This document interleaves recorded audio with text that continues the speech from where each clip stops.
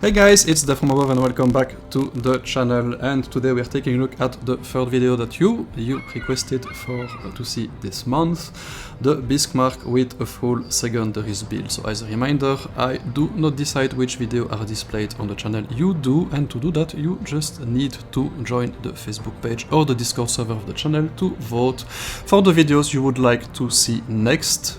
During next month there are polls open currently for the month of November, so I invite you to do that. It doesn't cost anything, doesn't take a lot of time, and that's the best way for you to influence the content you can get to see on the channel.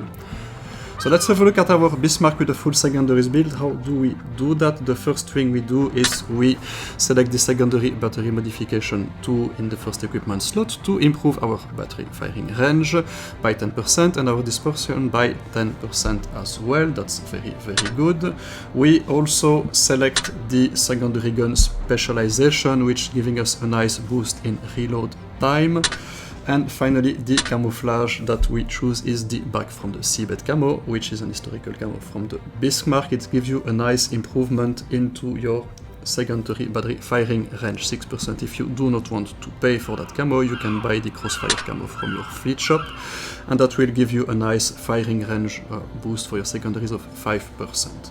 And that gives us a Bismarck with very good secondaries. They were quite good to begin with, but now they're really excellent. Reload time for the main guns 7.38 seconds, a range of 8 kilometers, and your auto secondaries will now be firing every 5 seconds at a range of 5.3 kilometers, which is quite close to the normal range of the secondaries of the other tier 8 battleships.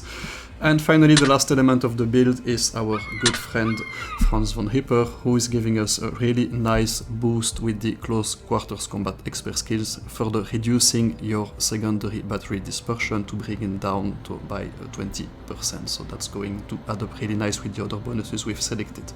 But how does it perform into battle? Is it worth trading your long range accuracy for your close quarter performance? Well, let's find out, shall we? And there we go. That's good matchmaking to be testing the build, because we do have a couple of tier 9 ships in the matchup and 2 destroyers, a nice enemy fleet.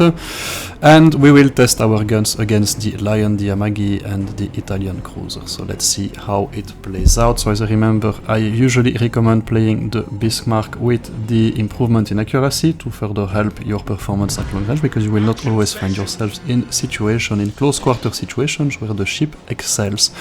But here it's a good map for the Bismarck. We have lots of islands that we can actually use as cover for destroyers, and which we can use to close the gap between us and the enemies, which will have probably at tier 9 a much better firing range than we will have.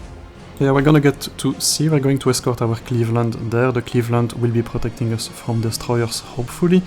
So we should be fine, but even if a destroyer comes too close, I have the ability to engage him, probably before he can fire his torpedoes, with my main guns and obviously with my secondaries now. So that's... I'd like to... My original thought when I was playing the Bismarck was to be using the accuracy, because it's not a very good ship at long range, but to be honest, an improvement of 7% is not going to be doing much, while an improvement of 10% that you can get from the equipment slot in secondary both range and dispersion is probably going to have much more effect. And here we are, we have the first destroyer at sea.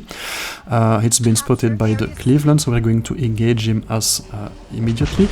And I'm also going to slow down to avoid the torpedoes, and I'm going to be turning towards the destroyer to dodge as many torpedoes as I can. So there you go, he fired a bit wide, and I'm going to be able to dodge them with no real issues. I take one for the team, but that's it.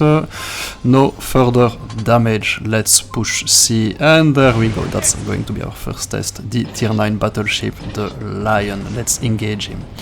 I'm going to be targeting the weaker parts of the Lion with my secondary. There you go. And I'm going to be hitting the main armor belt with my main guns. So the reason why you want to do this is you want your secondaries to pay pen. There you go, a couple of nice pens there. They're not going to do that if you hit the main armor belt, your gun caliber is too weak. But your main guns, if you shoot the weaker part, you might actually overpen and not be dealing full damage. So that's what you want to be doing with the Bismarck. You want to be aiming for the bow or the rear of the ship with your secondary AP shells, and you want to be hitting the main armor belt with your main guns to make sure that you do not overpen. And as I said in the video, the gameplay introduction, we're going to be using that island to be closing the gap, and that lion is going to be completely useless against us soon because we are crossing ST. By the way, that's a video for which you can vote in the next for next month, how to engage superior enemies like this. And there we go, we put a couple of shells into here. Let's use our main guns. The auto secondaries are firing every 5 seconds. We're already at 30,000 damage. And the lion is going to go down quite soon, and we've played a major part into that, so that was a very, very good performance from the Bismarck. There you go, you just got Bismarcked, baby! So let's have a look at the second situation. We have an Essex and an Amagi. The Amagi is not looking at us, is firing at the direction of my fleetmate. It's going to take him a full 30 seconds to be turning his gun, so to be turning his ship. So I get 30 seconds of free play with the Essex, which is a very dangerous target for me, simply because he can set me on fire and flood me quite easily, especially at that range. It's going to be able to launch his plane quite often. So I'm going to engage him first, and then I will turn to, there you go, then I'm going to turn to face the Amagi, and basically for the moment he cannot do anything against me because he's simply, well, he's a battleship, he's not very agile, so he has to turn around, and before that I can finally finish the SX, and that's it, Bismarcked again, baby. And we can finally focus on the Amagi, who's decided to finally pay attention to us, and that's quite strange because the turrets are not facing me, and boom! Yes, now they are, so the game is sometimes quite surprising. I'm assuming that's a bug, something I don't know. But bye-bye Amagi, Bismarcked again, because we are such a danger at our secondaries range. Ah la la, quite fun. So do I recommend that build? Yes, 100%.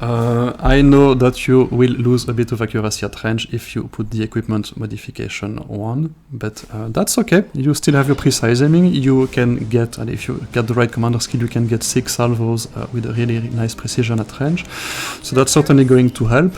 And basically you become absolutely unstoppable and can destroy anything that comes within 8 kilometers of you. And if you manage to get within 5 kilometers of enemy ships, your auto secondaries get automatically triggered, and you can start playing with them as well, and that's when you maximize your DPM, and in that range you actually have the best DPM at tier 9, main guns and secondaries. So the Bismarck is an excellent close range ship. Let's jump to the result screen. So there we are, end of the game. I'm not going to get that last kill, but we still managed to do very, very well, close to a big caliber, and we managed to get 3 kills eventually, so very good performance by the Bismarck. And we get 145 or 155 secondary battery hits, so that was excellent against tier 9. Let's see what happens when you put that thing next to tier 7 battleships. So here we are back in action, and this is another gameplay. I'm playing with my fleet mates, tier 8 ships, and it is a tier 7 matchup. So we have a couple of tier 8s and tier 7 battleships on the enemy team. We've secured the cap. The game is already pretty safe. We are 100 points in advance, so that's really, really good. And what I see is the enemy team is going to push the left flank. So what I'm going to do is I'm gonna play the bad boy, and I'm going to put my Bismarck. I'm going to be leading the charge against another Bismarck, West Virginia, and a Gneisenau. So yeah, two other German battleships, one equal to us, another one tier lower. And finally the West Virginia, which is an absolutely huge target, and I'm going to be leading my team. The fun thing is they're absolutely not worried about me. I'm pretty safe because they're focusing on my battleship there, the Lion, which is probably not going to last very long against 3 battleships, but for now it's a pretty safe game for me. So again, it might seem very, very aggressive. It is, it certainly is, but it's, I would say it's a calculated risk. So, I'm going to be engaging the Bismarck now, because that's the one that's going to get the closest, and which is already in secondaries range. So let's see what happens. I'm going to be firing all guns blazing at him. And here we are at full health now, and we are up against 3 other battleships with 1 battleship and me. Let's see what happens, and that's me hitting the Bismarck as well. That's Yop hitting the main armor belt and then hitting the weaker part with the secondaries. Can we? Yeah, we managed to get 3 full penetration. That's very, very, very good. And the Bismarck is now in auto secondaries range. Is he going to last long? I don't think so. You're gonna get Bismarck quite soon, my friend, and that's going to be it. Bye bye. Bam.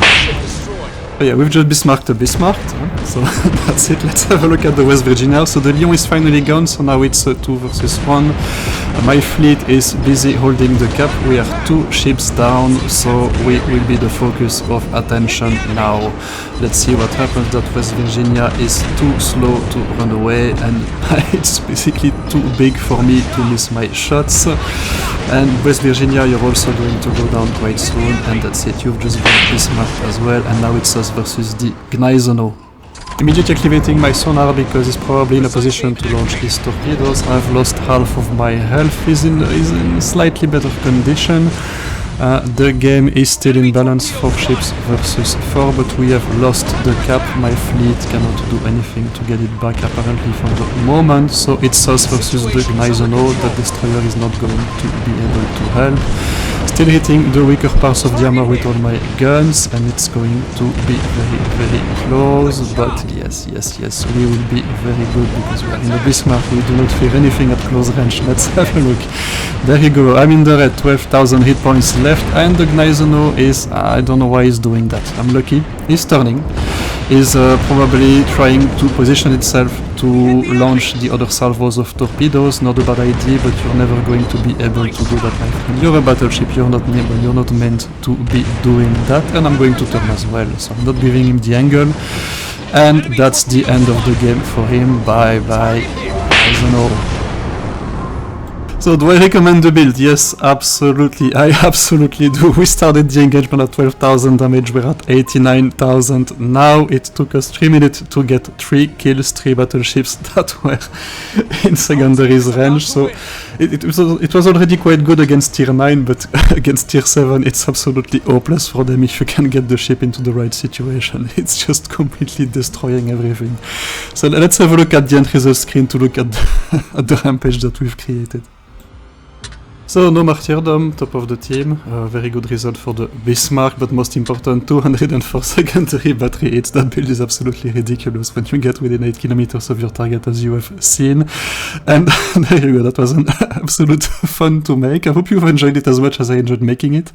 Do not forget to like, subscribe, and vote for whatever you would love to see next featured on the channel. Next week will be your final vote for the month of October, the Battleships Guide. So as always guys, that was DeathFromAbove signing out. Stay safe, take care, bye bye.